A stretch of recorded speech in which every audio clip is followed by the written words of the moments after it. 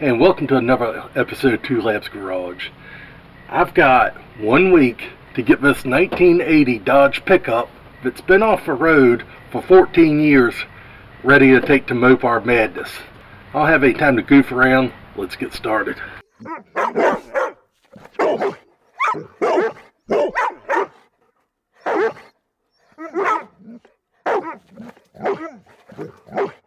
Alright, so last episode I got a lot of wiring up under the hood done, and one of the things I was waiting for specifically was my mega fuse go to the alternator. You see I already installed it. I did that while I thought I had the camera on. Turns out I didn't. So anyway, got the mega fuse here. Accidentally ordered the wrong size fuse. That's alright, I can change that later. But this one came with a 300 amp, which is a bit excessive. I will switch down to a smaller one, but for now, getting everything installed, this one will do fine. I'm running, I believe it's either a 10 or an 8 gauge wire. Just to review the rationale for wanting to do it this way. MOPAR's, something about the voltmeter inside and the connection to that's critical, and if it's working properly and all, to the thing being able to charge. And all the MOPAR forums and websites and whatnot I've seen, they all say put a jumper wire in there and you won't have any problems. So that's what I'm going to do. Also, just looking at some of my future use of this truck and the fact that that is a 60 amp alternator, I am probably at some point going to put the Ford 3G 130 amp alternator single wire thing in there, internally regulated. I think that'd be a big upgrade for this truck. It certainly was for my Ford. Right now that's just not priority. We're going to use the existing one for now. How long will it stay there? I don't know. Let's go ahead and get this jumper on here. Now also, last video I talked about wire remnants and how I like them for stuff, and I get a lot from West Marine. Well, this came from Lowe's, but this is a nice 8 gauge piece of wire, and this will work great for the jumper, especially after I upgrade the alternator. This will handle the 130 amp alternator no problem. A little overkill for a 60 amp, 63 amp, whatever that is, but I'm also keeping in mind my future plans for the truck and making sure that this will work long term. So first thing, I'm going to go ahead and route this just like I routed the power supply from my relay up here under the radiator core support behind that bar. And we got plenty here. Hook up, we got a little slack. Everything looks just good. South wire. This is a 6 gauge. I just saw it on this. That is more than enough to do everything I need to do both now and in the future. Alright, so putting lugs and crimping these heavier gauge wires, really it's not that much different than the 12, 14, 16 gauge, except you gotta use a little bigger tools. Like to strip the wire, those red things I normally use are the yellow ones. They don't have a setting big enough for 6 gauge, so I'm just good. Do this. They can make tools for electricians. Cut just through the insulator, but I just used a knife. Now for a lug. This is actually comes out of a Weldon's tractor supply. Oops! Don't want to forget my shrink wrap, heat shrink, whatever it's called. You just put that on there, drop it on the ground, never be seen again. Oh, obviously those crimpers I've been using, they don't go that big. So what I did is I got this off Amazon when I was doing my Ford truck. It wasn't too expensive.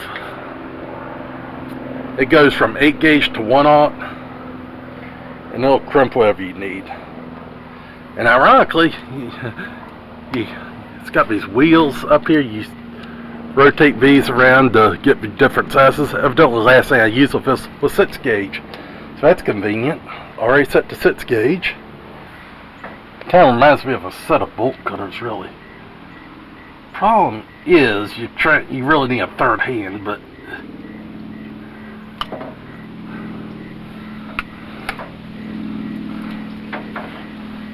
yeah, that worked. Not the prettiest, but it did work. I'll bring my heat shrink up. Have to massage it on here a little bit, make it work. Now we gotta heat shrink it. If I can.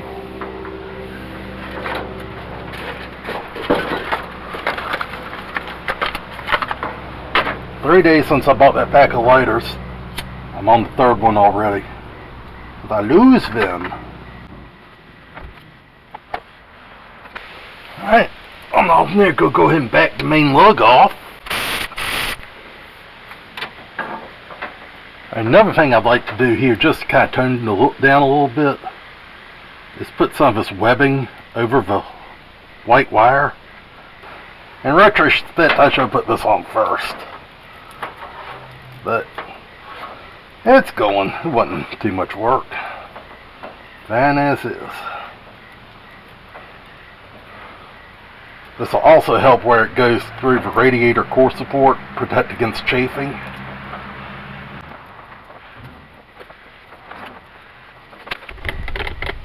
Alright, so we got the loom on there.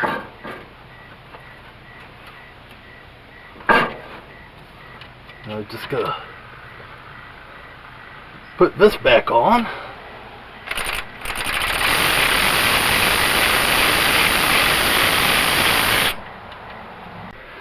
Alright, so this is what we look like. The 2 wires I ran into the cab, the yellow ones for the tachometer, the red and black are fan controls. I got them tied down here with a cable clip, and also with a cable clip down here, hopefully it'll show up on screen, is the one for the alternator. And I really believe that putting a black wrap on that helped disguise it some. Maybe I ought to do that with the red, yellow, and black wires, but not today anyway. Alright, so the next thing on my agenda is going to be the zip tie for wires up there. Like this, yeah, we can't have this. And also, worth mentioning, is my power from my fans is coming through here, so I'm going to zip tie those wires together and suspend them up here underneath the core support.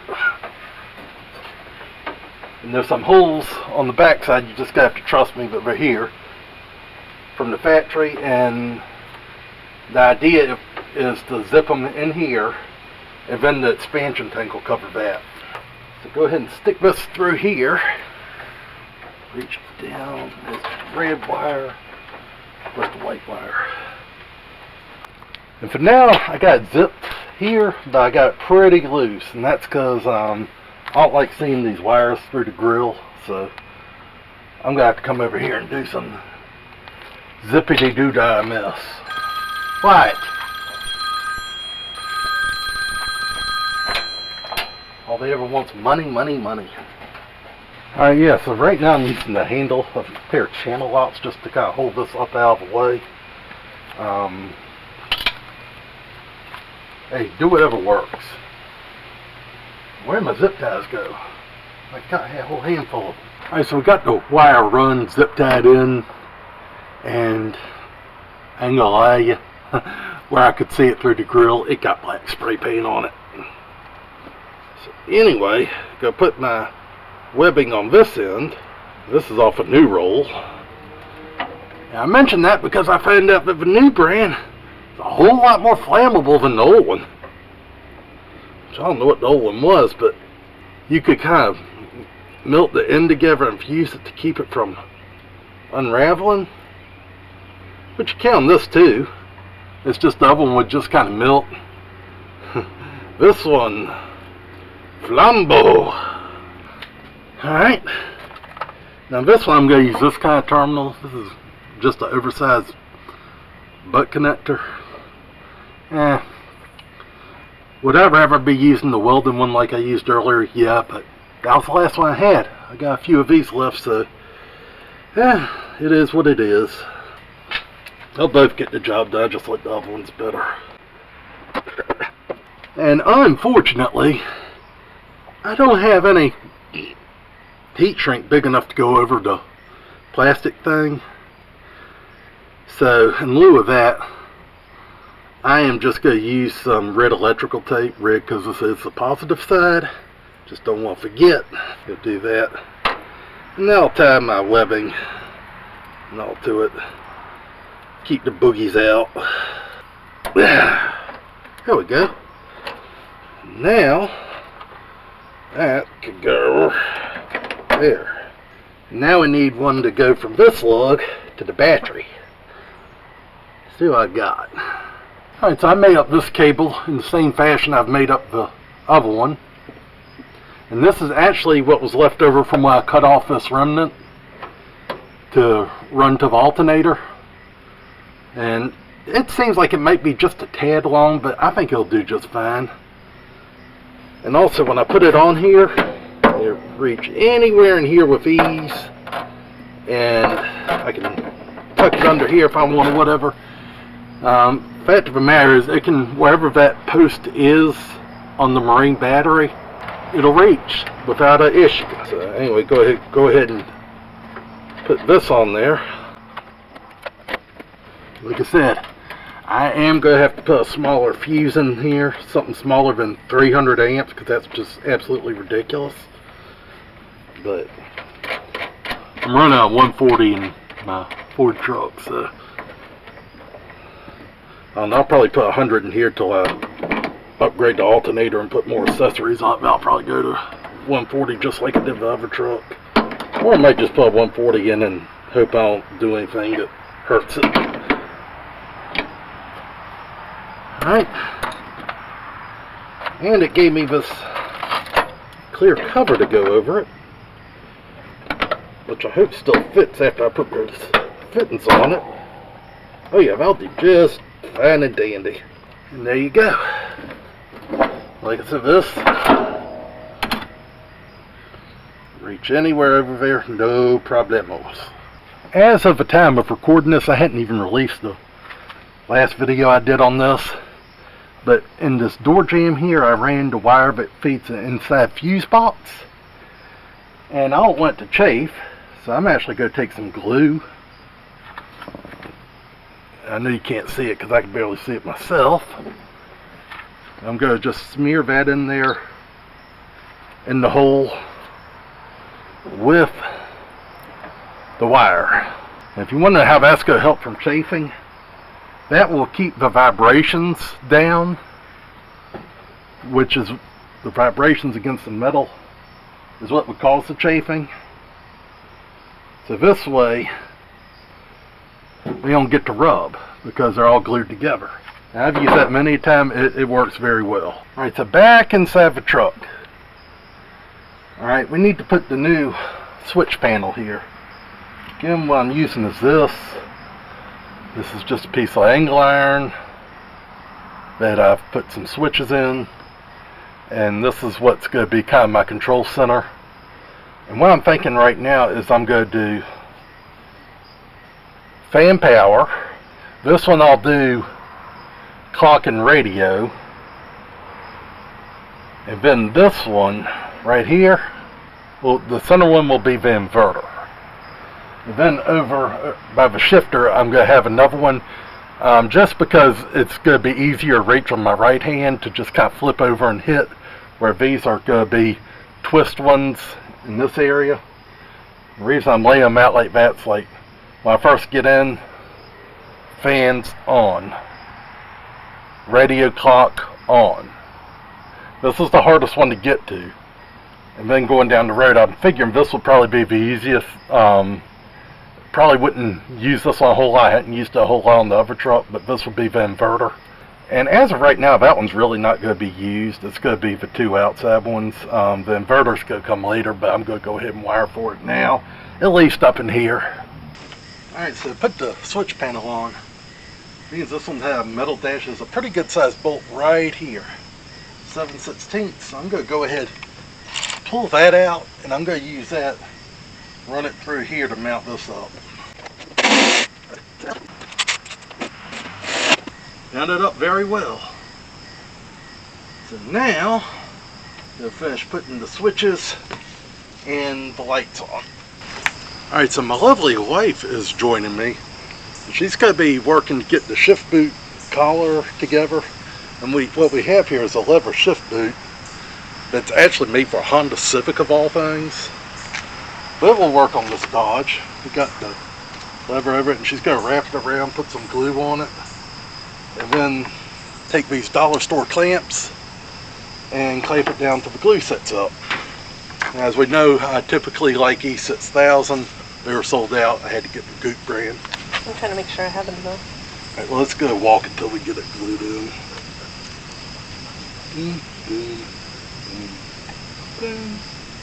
Just don't glue me.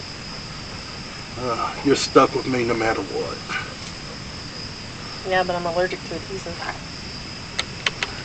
Alright, push it where you want. Do like that. I can do the clips, you mush. I just didn't want to mess up the mushing. The mushing. Go from the outside. I was going to use clothespins for this, but it seems I lost the clothespins.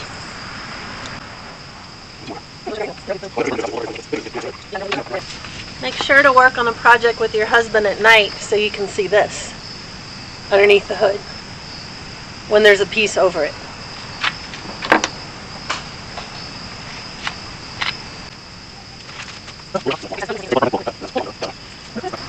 Alright, now alright, she's done a good job. We're going to set up on the toolbox and let the glue. Does it need to be this end up?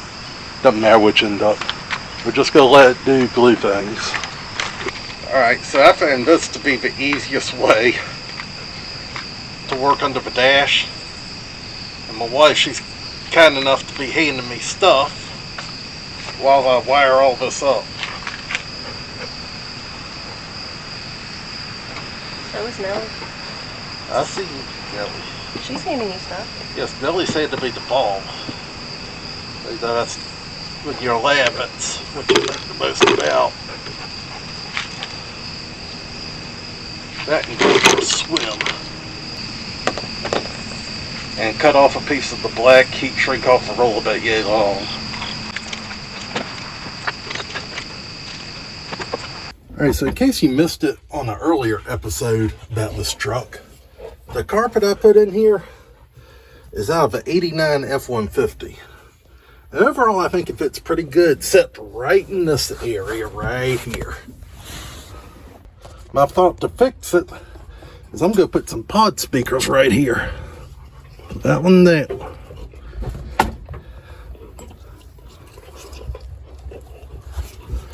I'm just kind of placing the brackets down. I'm going to put them in there. They'll be black and kind of hide, but they'll also hide all that stuff behind it. Alright, so to secure these brackets down, I'm just going to use these bonded washer roofing screws. I got them around, they're self-tapping, and I think they're just the best answer. So, I will say when I initially got these, they were white, and I thought I was going to put them on the kick panels. Well, I changed my mind on both. Decided to put them on the center hump, and thought they looked better black, so I spray painted these and the speakers black. I got a feeling I'm going to wish I had painted these screw heads black, but that's one of the things they make fingernail polish for. You can just take that little brush on the tip, paint them black, real easy. I'm glad I pulled them forward a little bit. I'm actually getting a little interference with the defrost plenum. But not so bad I have to move brackets. There you go. Area is hidden, and I got speakers mounted. I killed two birds with one stone. That's rewarding. A little bit while I work on the dash again, I'll wire them up to the radio. And also, Show you up here these radio knobs. This old Sony radio here. It's a good piece, but she was missing one of the knobs. My God, I thought I could get a replacement. No. These are actually Audi knobs. But they work good. Alright, for the dash bensel, I got this one here out of the junkyard. I actually have the original. It's actually in good shape. But I'm choosing to use this one because I do want a clock over here and a tack over here. Normally, if I wanted to cut something out like that, I'd use a hole saw, perfectly sized. But I don't have that luxury. So I have traced the tachometer that I'm going to use onto this. I got a sanding drum on my drill. Just gonna, and really this is a task for a plug-in drill, but I don't feel like going to get it. Alright, first, not bad, but we still got some work to do.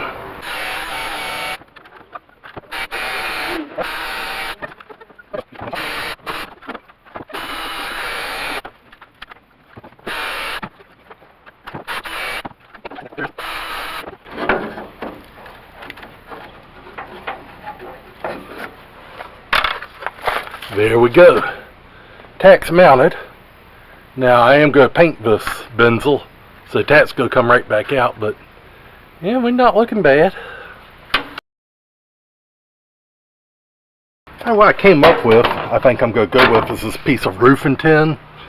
But it's quite old and rusty and not very big to use for something else. But I'm thinking, where the rust is giving it some texture, I'll have just enough texture it won't look solid and out of place here. Of course, I'm going to sand it and all. But paint it the same color, and it's also not going to be real thick and throw everything off. So I think that's what I'll use.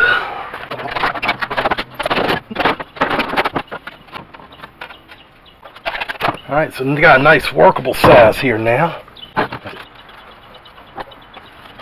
Alright, got my mark. I want to cut just inside that mark.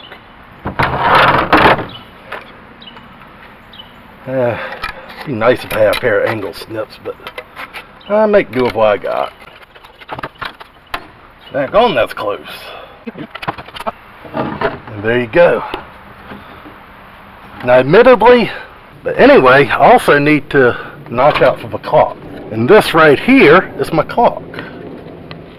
So, just gonna have to do like this best I can, figure it out. And then I gotta cut this out. And that is gonna be a little bit of a challenge, but I'm up for it. Alright, so what I have here is just an old piece of plywood in the back of a truck and a razor knife, and I'm not doing bare blade like I normally do. I got a real one. Really probably should have some gloves on, but you know me. Flip it over where you can feel the indentions. Now just doing this, working it, just keep working it like that. I got the top and the bottom to actually break free. It's the sides I'm having trouble with. Here we go. Broke, now it just... Alright. Alright, so I worked on a little more, and there it is. Only thing is, I don't know which side of this clock's right side up. So I definitely don't want to stick it in now. And it needs paint. Alright, now I want to sand the rust off this. Normally I would go get my sander and do it with a sander or a Scotch Brite or something. Being I just use this, it's out, it's convenient, so I will use it. But it is far from ideal for this. Alright, so clearly I am making this up as I go. What I'm going to decide to go ahead and do is glue the piece of metal into the bensel, and then after it's dry and painted, or probably before I paint it honestly, I'll take a screwdriver, or not, a drill bit from the back, and drill the screw holes through it, so this thing getting just vibrating going down the road, annoying the snot out of me. So got it there, go ahead and put a couple clamps on here. Alright, and now I'm just going to leave that alone for a little while so it can dry. Alright, so now to address the shifter. Appears we got either 9/16 or maybe even 5/8 nut back here. To get that off, we can get the ball off, get the rest of this boot off, and address shifter stuff. Alright, so what we have here is a jam nut and a threaded shaft. Now I'm going to take all that off. We are going to put a custom shifter in here, or at least a custom ball. Boot is no good. And here's the thing my wife worked on last night. And I'm going to test fit this just because I want to know, am I going to have to enlarge this, daggone it dog, to get the thing to sit all the way.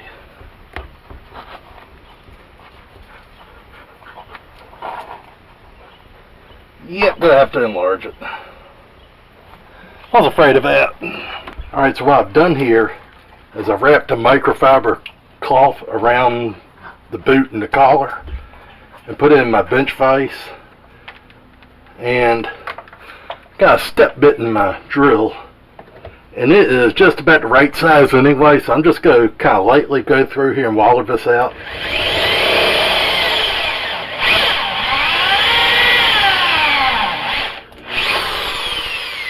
That's not what I intended to have happen. Alright, so I take the boot. Yeah, the collar kind of came apart, but I'm not that worried about it. I'm just going to take the boot, gently slide it over, get it to where it needs to be, and that don't look half bad. And eventually, once I get everything up where I want it, I'm going to take that with some glue, put right on it, that'll look great. But even that itself doesn't look too bad. But for right now, I say neaten this up a little bit. And try not to paint my carpet. This ought to be interesting. Alright, can's almost empty, but let's see if I can't turn this shifter arm flat black. Alright, that's black. Okay, so right here, the shifter. This collar, this fiberglass thing here, we gotta secure this to the floor. You want to make sure that you got plenty of room and you mess up your paint. So,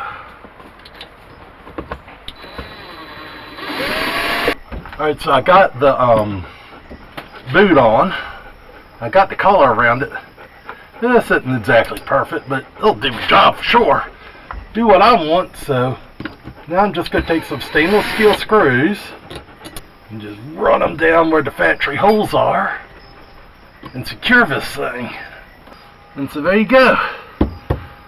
The old dry rotted shifter boot stock, I've replaced it with this faux leather one. That's the thing I got it for, is that Honda Civic, but it is working. It will work on a Dodge truck, and it's got this little bit of blue stitching down here where the pieces meet, and that's just, I mean, it's very subtle, but it's a little bit of a custom touch. I really like the way that turned out. But I guess one of the next things, when you put the collar back on it, and I need to turn my old antique doorknob to a shifter ball. So, and one more thing is where, when I wallered that out, it took the crimp part out. I'm just going to set that on there with a little bit of glue.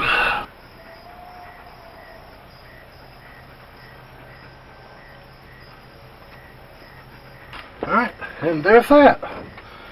Just a little extra bling, really bringing this from an old work truck to just kind of a, she looks nice in here. Alright, so my little switch panel right here, up under the dash. Got a little problem. See, yesterday, I had the switch out, still left to put in, and I misplaced it. Ended up finding it after I stepped on it and broke it. And they are not going to be able to ship me another one until after MOPAR Madness. So I checked Lowe's, Home Depot, AutoZone, the Do-It Center. That's an Ace. It was a bit of a drive away they had it, but nonetheless, I got to thinking about it a little more. I said, you know what? It's barely noticeable. And One of them's going to be for the inverter anyway. I was originally going to do the center one for the inverter, but I've got it on here tight. I mean, I guess I could take it off and move it, but I'll just use the center one for the fan power, switch power. And this one right here, I guess for the clock and the radio. I'll put the override over there. We're in good shape. And the override switch was actually something I found that I was like, hey, that's kind of close-ish. And once I got with the rest of them, yeah, it looked terrible. So, being this is on its switch by itself, over there by itself, it'll do fine. Anywho, gonna need to finish wiring this up and do a little touch-up on it, because, well, I'll have to scratch some paint. And then, if by chance the switch gets in early, I can put it in. But even if hooked in, it's not going to be hooked up, so I'm going to be fine. Alright, next up on the list of electrical accessories is some power points to charge cell phone, GPS, run the swamp cooler, and whatever kind of goodies. Anyway, I was at a pawn shop. I had these for $3. They're the Walmart brand. Basically power ports that you can hang up under the dash. So I think that's just what the doctor ordered.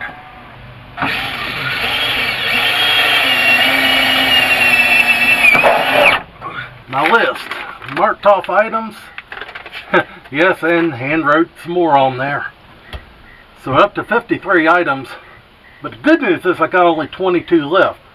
Bad news is I got 22 things left to do, and yeah, I only got a few days to finish. But the thing I added was add the headlight switch, or excuse me, the high beam switch back in. Goes right there. Got the wires here, gotta go find the switch. Also the kick panels. Originally I was just gonna kind of paint them and leave them as they were. The more I look at it, the more I don't like it. Especially that side, the way I kind of trimmed up that side, I don't like that either, so I'm going to redo that side and do this side, make them pretty, get this dash finished up. The belt has arrived for the alternator, finish up the stuff under the hood. And then, one of the last things I'm going to do is mount the seat back in. Oh, I got to put the shifter knob on. Let me go find this switch and put that in. Alright, so I found the switch. And one thing I did that was really smart, I don't know why I didn't just go ahead and install that at the time, but I didn't. But I put pieces of tape on the new switch that told me where the individual colors of wire went. That's a good thing, because it's been a while back and I was certainly forgotten by now. Now my old switch, I had to cut that one out because the screws are so badly messed up. And also with this being Ford carpet and not Dodge carpet, the whole, it's close to the same spot, but it's about an inch further down. So what I'm going to do is put it in like this, hold that position, and that is where I will screw down the switch. Got her screwed down. Now just red in the front, yellow in the center, and black to the back. And there you go. Bling blinging. I would not know that that's in the Ford position instead of the Dodge position. Of course I told you, so now you know. That's our little secret. And if you are wondering why in the world I got a Dodge truck and I put Ford carpet in it, it's because this cost $20 at the junkyard. Good price, looks good, is good. Alright, so what I'm laying on here, and yeah, I gotta lay off to get my head in the camera, is a carpet remnant from Lowe's. This is indoor-outdoor carpet. People use it like on screen porches and decks and stuff like that. Anyway, real pliable and it works real good in the automobile. I got this remnant right here for like $9. I don't know exactly how much is on it, but it's quite a bit. And I plan to use it to carpet the Fairlane, which is directly behind the camera. I got some ideas coming for the build on that project. That's going to be pretty fun. So y'all subscribe, stay tuned for when I get to the Fairlane. But nonetheless, there's quite a bit of carpet here. And one of the things I'm going to do is kick panels with this stuff. Now, when you're doing a Ford or a Chevy, typically those kick panels are widely available, reproduced for a good price. I found that when you're doing a Dodge truck, that's a luxury you give up. Now, I hadn't had any luck at the junkyards or anything. They're either the wrong style or they're in pretty bad shape or whatever. So I'm just going to cover mine with carpet. And this carpet, along with the gray carpet already in there, all look good. So I've taken some measurements. I need 15 inches or thereabouts. This blade's pretty well already shot from me cutting that metal yesterday. So I'm not worried about damaging that. See, 18 tall, I'll be plenty. Probably a little extra, but... So these pieces pretty right now? No, but I'll get there. Alright, so I did a little test fitting. Turns out I probably should have gone back 22 tall, but this will work fine. Now, the old kick panel had this vent integrated in it, and the previous owner, or somebody that worked on it, broke this one.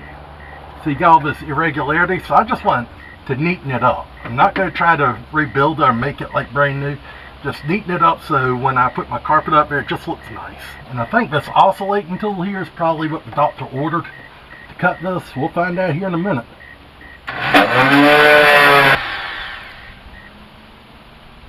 Alright, that seemed to work alright. And now that's neatened up. So the next thing I'm going to do is I'm going to put a sharp blade in here because of the ones that's ruined. And then I'm going to neaten up my cuts around here. And we're going to have a nice looking kick panel. Alright, now I'm just going to use some spray adhesive to get this thing to stick to the kick panel.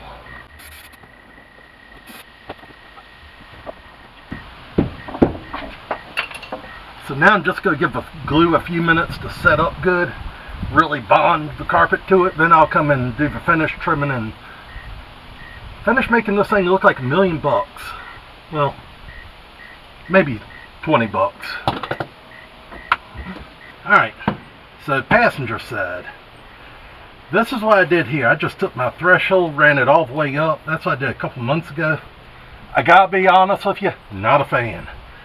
So, I'm going to do this like I did the other one. I think the other one looks far superior to this. So, we'll go ahead and back these. Oh, well, that one's not even in anything. Let's get a general fitment going on here. I could have cut the carpet longer, gone up higher, but I guess that's what I get for guessing. But anyway, I got a plain fall valve. I've kind of tried it on the other side just to see if I like this. And I really do. And I don't think this is one of these I'm going to come back in 6 months and say, well, what was I thinking? And I think I'm really going to like this. So, anyway, go ahead and cut here around the heater box. And just let the floor carpet overlap. And then we're just going to come over here. Grab my adhesive. Spray. Ooh, didn't mean to do that. Spray it all back in here.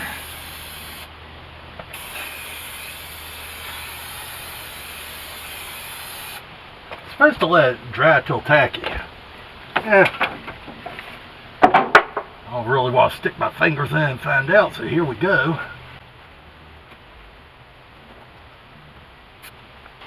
And like the other side, I'm going to give this some time to set up. And once it's glued to it good, and I can manipulate it without stuff just flopping, I'll go and trim around the heater box. Alright, so now I'm going to hope that this is set up enough that it won't try to pull off when I try to cut it. I'll cut under that vent here and just try to neaten it up. Also trim around the door some and try to just see what I can make happen. Alright, so that's looking great. So I'm just going to pull it back one more time. Screw waiting for it to tack up. Just going to stick it on there. And now around here, just go trim this. Pull this weather stripping back a little bit. Hopefully I can use that to my advantage. Yeah, just pull the lever stripping over it, what's left of it. Over here, door will be closed 90% of the time, you won't see it. So that's great. The only thing left is this top here. It looks kind of rough. Now, we got this bright work under the dash here. Looks the part. Well, this is just a little leftover piece of that carpet trim from when just a piece I cut off. I don't know about you, but I think it looks the part. So just go get a zip screw, put that in. This side's pretty well complete. Got a little more to do, but not that big a deal. Alright, over here, basically the same thing. We just got the heater box. Go cut down a little more. Wife just got home. What kind of treasure she found. And likewise, I'm just going to take a piece of scrap threshold and cut it to go right here in the top.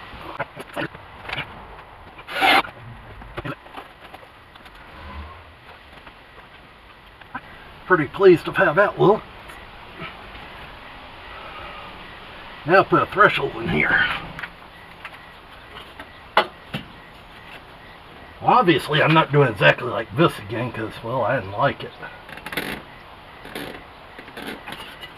So right in there I'm going to cut it off. And then see what we need to do. Alright, let's see how this looks. There we go. That looks better. That's so much better than what I initially had. So that's how that side's going to look. I like that a whole lot better.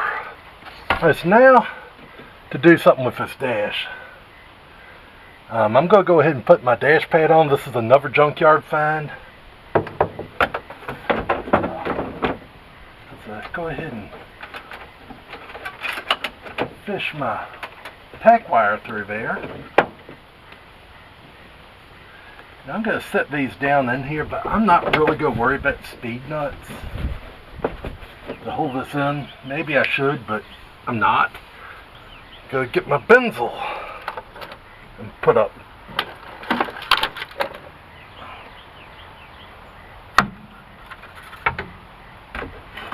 Oh. Just realized where I put this patch on. The only thing over here screwing this in is actually where this panel is. There doesn't appear to be, other than one right here, doesn't appear to be much holding on anywhere to the left of right here. So I'm going to go from the back side, drill a little hole through here so I can run some screws through to make it look. Alright, so now just going to come through. This is the factory one. And there we go. All three holes in there. Also over here, these wires are fairly small. Gonna want to go ahead and get my clock wires pulled up through here. Now, the benzil again.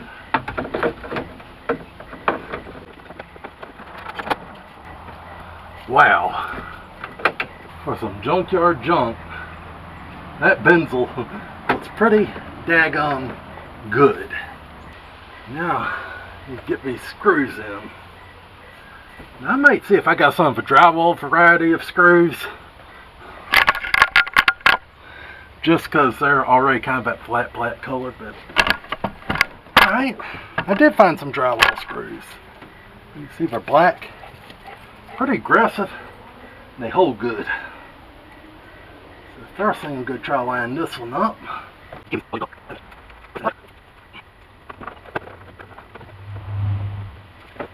The tack over here, got a Stuart Warner 6,000 RPM tack. It's been a while, but I did look up to see what the red line on the slant 6 is. I don't remember the exact number because it's been a minute since I did that, but it was in the 6,000 range. And by me having a 6,000 rather than an 8-10,000 RPM tack, it allows me to use more of a swap and give me better readings. So I like that. And I did set to 6-cylinder. I just got to hook up the power and the ground to it. I've got the signal wire run under the hood. And we're getting really close to putting the seat back in here. And when the seat comes back in, then the inside is done. I'll go ahead, before I call it a night, I want to go ahead and put, if I could find some nuts to put this radio on, great. If they're gone, then they're gone. And I just won't worry about it. But I'll put my knobs on, and then onto the next thing. Alright, so this one is original to this radio, but somehow the other one got lost. So I actually took some plastic washers I had, one of those radiator zip holder thingy nuts, whatever washers, and using that to put on, I'm going to use that for the balance. And then the knobs were missing for this radio. Sure hope this thing works, by the way. And I actually have a set of Audi knobs. Go put the Audi knobs on and hope for the best. Now, I do not know what model Audi they go to. I just went on the old Fleabay and started just looking at different knobs of different vehicles, sorted from least expensive to most expensive, and just looked at different sizes and styles till I found something I thought would work. And this is what I came up with. Perfect? No. Does it need to be? Nope. But yeah, doesn't look bad. And then it just has a, especially if it being all dark up here, with a little bit of chrome ring on it, just enough to set it off. So anyway, I think I'm going to call it a night. I got to go work tomorrow, and 4 in the morning comes awful fast. So anyway, got a few days to get this truck ready for MOPAR madness, and really I'm starting to feel pretty good about it. Alright, so Nellie here is showing y'all the seat, and I got it flipped over because I got this spreader bar between the two front mounts. And that is actually a piece of old bed frame. And if you're not familiar with how old bed frame is, that stuff is extremely strong, and I got it because I can find it for free. But it's made out of the same stuff that train tracks are. So it's not easy. It's kind of hard on drill bits, but it's incredibly strong. Nellie's going to block it out. And the reason I need it is because the floor in the truck that came out of was higher. And if I try to just put it down on the Dodge floor, it's just going to slump forward something terrible. And when I had it in the truck before, I actually had it sitting on these granite blocks. So I went and I got these iron things from Lowe's that I'm going to use to shim it up. They're approximately the same height. If I need to trim it, that's not a big deal. But my big concern with putting it raised up like that on the front is this motion. We don't want that to happen. And that's kind of asking a lot for that pipe thing. So the spreader bar is going to go clean across, and where it goes over the transmission hump, I plan on sending a bolt or two down through it. And that'll take care of this and pretty well this. So those things are just holding the height, and they'll hold it a little bit. But between the back two bolts and where it's bolted to the transmission hump, that should hold it pretty well. So now there's Two Labs Garage. Yes, Caroline, you're actually here this time. A lot of times she just prefers to stay in with a wife. That's dead center, so I plan on putting a notch there because the notch will go in the hole easier for a drill bit. I've got it marked on the other side there with a silver Sharpie. You just got to trust me on that. And then here it's lined up with a hole, and I just need to waller that out bigger. The other thing I want to do is come up under here and look at the transmission hump. And it looks like it's not going to be an issue here. About one bolt down the center should do just fine. However, some cars or trucks, the transmission might be real close to the pan. and I'd be better off putting one on each side of the transmission. But this one, yeah, that shouldn't be a problem at all. It's just an interference to look for. Always want to check your interferences. And yes, if you didn't see the episode where I put the floors in here, Smiley. This is some aluminum for like making sides and all. A friend of mine gave me. I cut the rust out of the floor, sprayed it with Osmo to stop the rust, put some roofing tar down to seal it up good, and then just self-tapped it in. And they fit nice. Is this the proper way to do a floor pan? No. But hey, we're on budget. We're trying to save money. This will work just fine. Alright, so here in my center mark, just going to put a notch because it's actually going to sit on the floor kind of like this just because of the way that seat is. So I'm going to put a notch there, big enough to put my bolt through.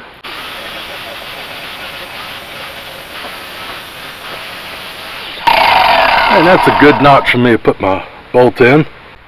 Alright, so now I'm going to try to wallow this hole out. And I'll be honest with you, my experience, this stuff grinds a whole lot better than it drills. So I'm going to see if a Dremel will do the job for me. Is it working? Yes. Is it slow going? Yes. So, especially with me trying to drag the hole this way, I'm going to finish this with a Dremel. But I might do the other one with a drill. Regardless, I'm going to go in and put this in my vise where I can work on it a little better. Alright, so I got the holes walled out. And I'm just holding on the frame now with vice grips. And that's till I get it in the truck and get the thing started to be mounted. So, basically just to hold everything in place.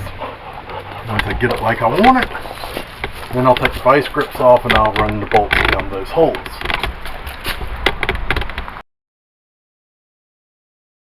Alright, the seat bars had time to dry, and you probably noticed it's a little cockeyed now. There's a reason for that. The connector that goes between the adjuster here with the handle and the other side is missing. Now, being this is a regular cab truck, and I don't ever plan on really moving the seat forward a whole lot, just flipping it forward, I'm not that concerned about it. And I get to put these wherever I want, so that's another perk. So what I'm going to do is I'm going to put some locking pliers, aka vice grips, on this one. Get the dog out of the way in case something goes flying. Which it doesn't, thank goodness.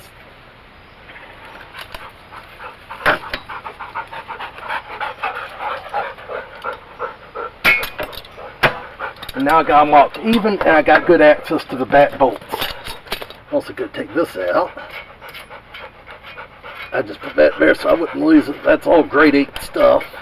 And I'm going to put a giant washer underneath the floor pan. But for now, let's put the seat back in.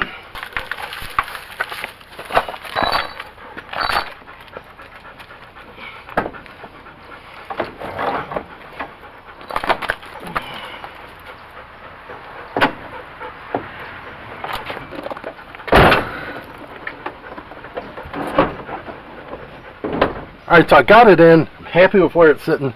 Just got one little problem. I can't get to the holes in the back. So I got, here's a silver Sharpie. To reach up under here. And I'm going to mark where the holes are. So now, I got to bolt the front part of the seat in. And I figured why I had such a bad miscalculation on the height. That's because I moved the seat tracks, and I'm just going to leave them where they are because, well, it's a regular cab pickup, and there's not a whole lot of room to move it anyway, so it's bolted down, it's good. So what I'm going to do is make this up as I go. Seriously, though. Get this thing shimmed up where I want it. And then I'm going to mark on the pipe how that angle bar is, cut the pipe, and then move to the other side, go drill these in somehow, not sure how yet. This may be one of the more challenging ones I've ever done, but I'm going to get this. Don't you worry. Alright, so what I did was I felt around the carpet, and I actually found the factory hole for the factory seat. The hole for the Ford seat's about an inch inside. So all I'm going to do is crawl under the truck, pop a hole an inch inside the factory one, and then I'm going to run a bolt down through it. At least that's the plan. I also had to make a trip out to get some bolts for the seats, because with everything moving, yeah, the bolts I gotten were too long. So I got some 4" by 1/2" bolts here now. Alright, another thing I just did, put a shifter in. That shifter's the old brass doorknob. It could still use a little more polish. But I just took a 23/64 bit, drilled it out so the shaft inside was round, and then I ran a tap, a 5-thread 3/8 tap, tapped the threads on it, and it fits on there nicely. I really like the kind of custom shifter look. So I've got my belt in case you're wondering. It is a Gates 7575 XL. So anyway, I'm using my favorite little free tool, piece of bid frame. I'm just gonna, thought I would anyway.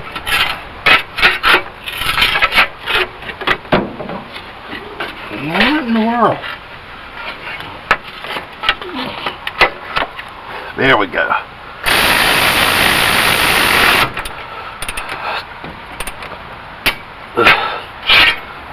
There, we got belt tension now.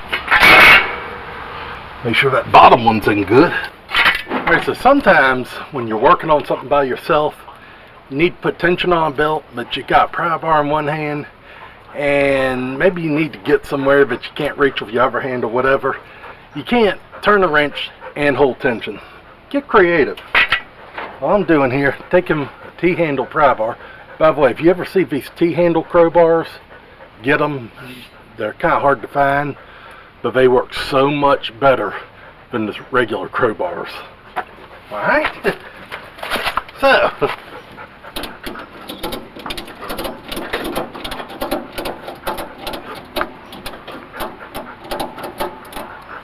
get a little more belt tension. Oh yeah, we got belt tension now. Just bring you in and show you. Yep. Alright. 2 days left to get this truck ready for MOPAR madness. One thing I've been putting off doing, but it has to be done, is finish bolting this intake exhaust manifold up. And the reason I've been kind of putting it off is when you got a slant six, it's not an engine stand, and you can't just get right up next to it. The bottom bolts are kind of hard to get to, and they're kind of hard to turn. But I gotta do it, so I'm gonna do it. The emissions tube that comes off behind the manifold that went all the way to the pump and all that stuff's been deleted. Still gotta do something with that hole. So this is just a cut off piece of the tube, a piece of heater hose, and a brass plug. This is just a regular old brass plug.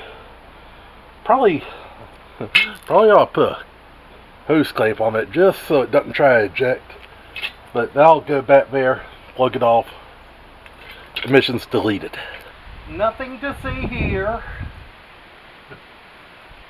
Got the intake bolted on finally. Let me tell you, that one bolt was a bear. But anyway, return line's on. Cleaned out the battery tray and painted it. I've been using it as a holding spot for tools. I just put a coat of black paint on it just to kind of help it live a little longer, I guess. So now I need to hook up the wire for the tachometer. I need to figure out a wire that I can use for the choke, something that's on switch power. And to do that, we got the Everstart Marine battery. And there's a specific reason I got this one. I didn't feel like driving all the way to Norfolk this morning to save a few bucks on a battery. This one's got the marine terminals I needed, and so it was convenient. I got it. Watched me within the next 24 hours have to go out towards Norfolk and be by the cheap battery place. Oh well. Anyway, get these off.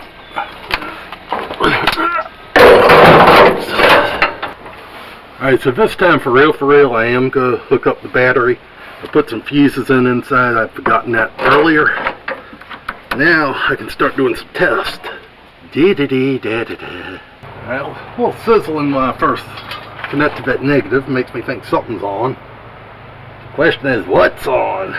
So I do have one light on. Alright, at least I know it sides up on the digital now. So I'll stick that thermometer piece in there. Oh, I can't wait to get that set. That is cool. Interesting. I gotta figure out how to switch it to Fahrenheit. But that's all good. Thinks it's 903, which is wrong. So, so I got the line going here. Yes, the line's actually going male in there, but it is working. Also, I'm going to go ahead and mount up this expansion tank. Just about the last thing I'm going to do. But I'm going to do it and just hope I don't bust it doing all that tomorrow. Now let's just put a little antifreeze in it. Alright, by my estimations, if memory serves me right, it's been about 6 months since this was started. So not much of a revival.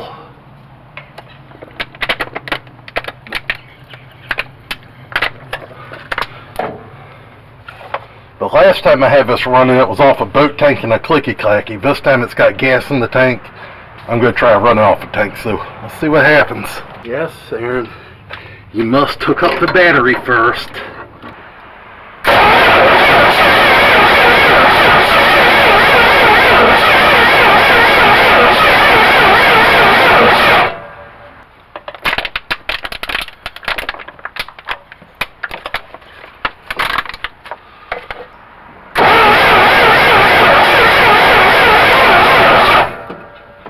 It didn't fight me this much on the revival. So overnight I thought about a couple situations I got. Mainly the no spark, but also the PCV valve. And after some back and forth conversations in my head, name calling and everything else, I decided just to put it into the air cleaner right there. So got a couple of reasons I decided to do that. So yeah, right there's where I'm going to put a second one of these PCV, whatever they are, filters. Alright, so I've taken the wires off the coil here. Got my meter set to 0. Ignition is in the on position. Where is my black lead? There's a good ground right there. 11.6. So that should be firing. Wonder if my coil went bad. Alright, so I also tried some coils I had laying around from before I knew how to test one. I just started part scanning at something and, well, I kept the old ones around. None of them tested any good, so either I'm completely off on how to test it or I just got a bunch of bad coils. So anyway, I've rode up to Advance and picked this up. I picked Advance for a very specific reason. They were the closest place I had one in stock. I'm gonna run this one real quick. Alright, let's try now.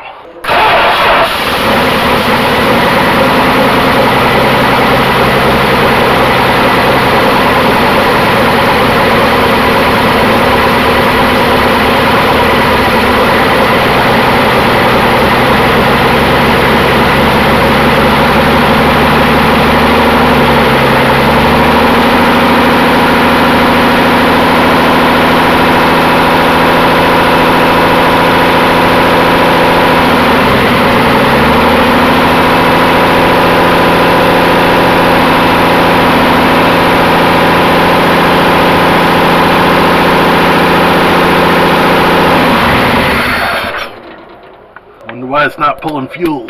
Alright, so here's the situation. I primed the fuel line, take it off, the line off at the pump, squirt gas in it all the way down. I can go back in the back, look, there'll be gas in the filter. Fire it up, it'll run for a minute, out. Line's dry. So that means the float's not stuck. Means the fuel pump's working. Why aren't we drafting out of a tank? I'm wondering if there's... Oh, and the line all the way to the tank is brand new. So the only thing I can figure is there's something plugging the sock up. Or there's like the pickup tube inside the tank is broken. I don't know. So now I'm kind of debating with myself. Do I put the clicky clacky back on with the boat tank? Do I just put more gas in and see if I get up to a level where it's happy? I don't know. I'm really kind of at a loss. Well, we're running. That's the good news. The other type of news is, yeah, we're running off a jerry can.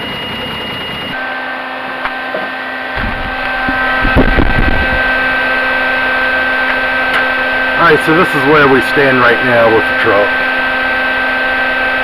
As we can see, it's gotten dark. It's getting a little chilly.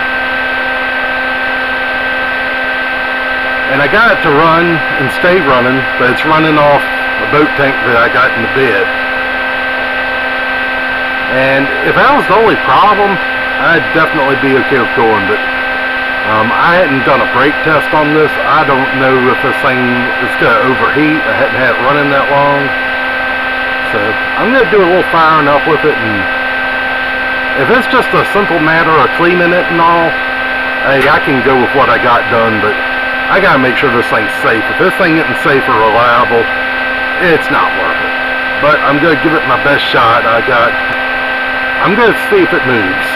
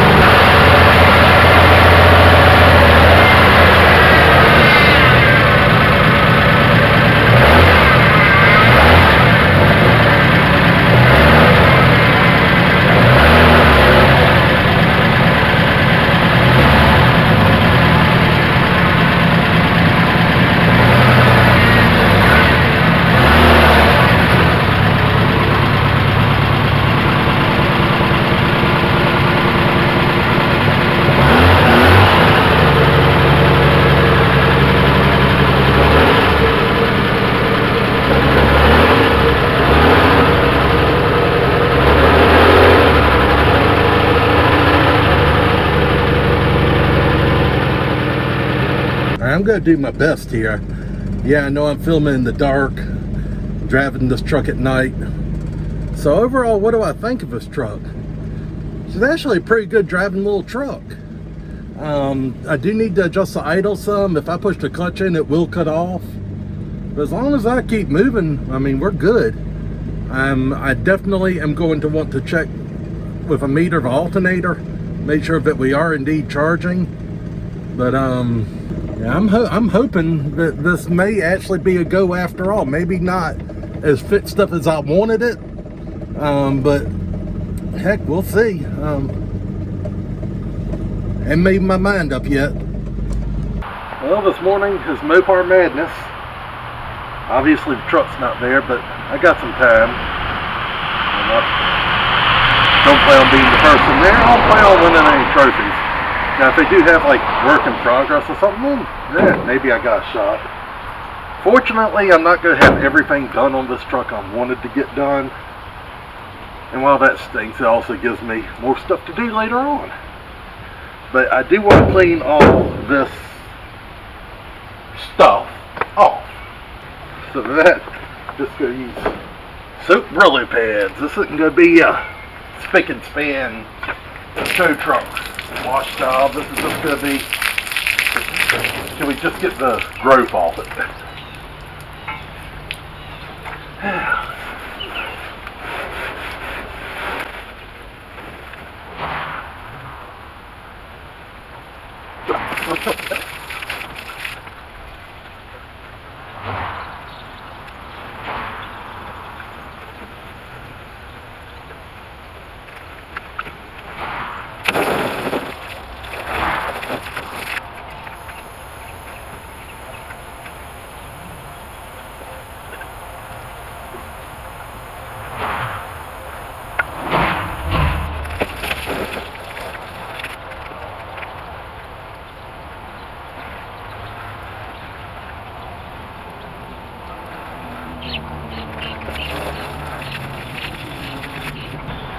I'm going to try one more thing, see if I can't get the rest of this grime off, but that might be about as good as it's going to get.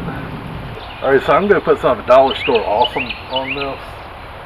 And I'm going to do this side, and if I think it looks good, then I'll do the whole thing. If I feel like I just wasted that 50 cent worth of awesome, then that'll be all she wrote.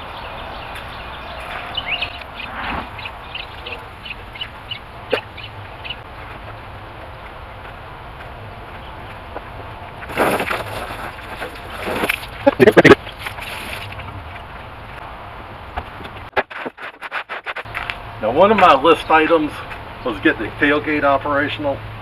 Way out of time, that's not going to happen in this video. And it might be good just to have a dedicated video to that. Who knows? Anyway, I am going to clean the tailgate a little bit, and yeah, that's tacky, but that's the way it's going to be for now.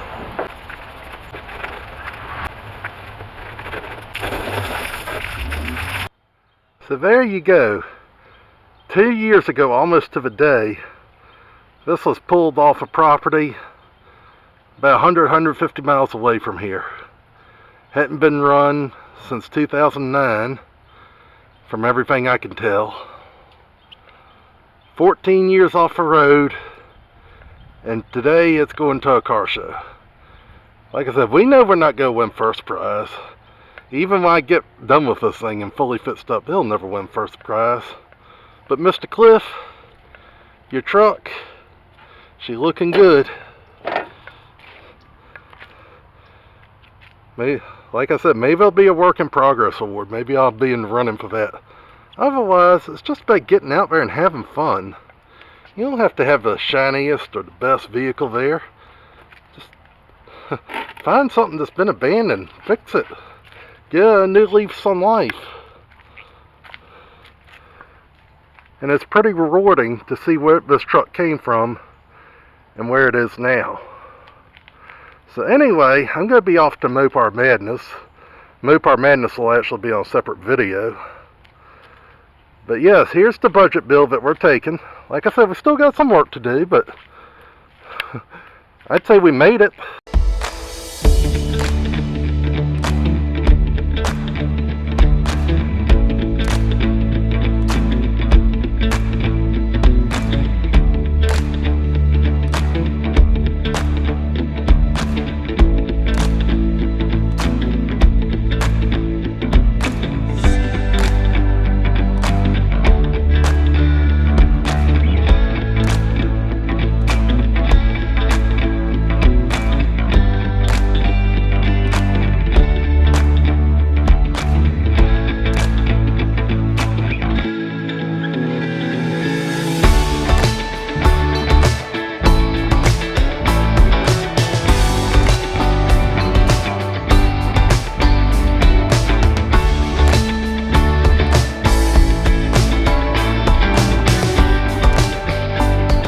Overall, I'm pretty pleased with this truck. My original idea when I got it, because I got it specifically for the channel, was to revive it, get it running, get it safe to drive, sell it, on to the next.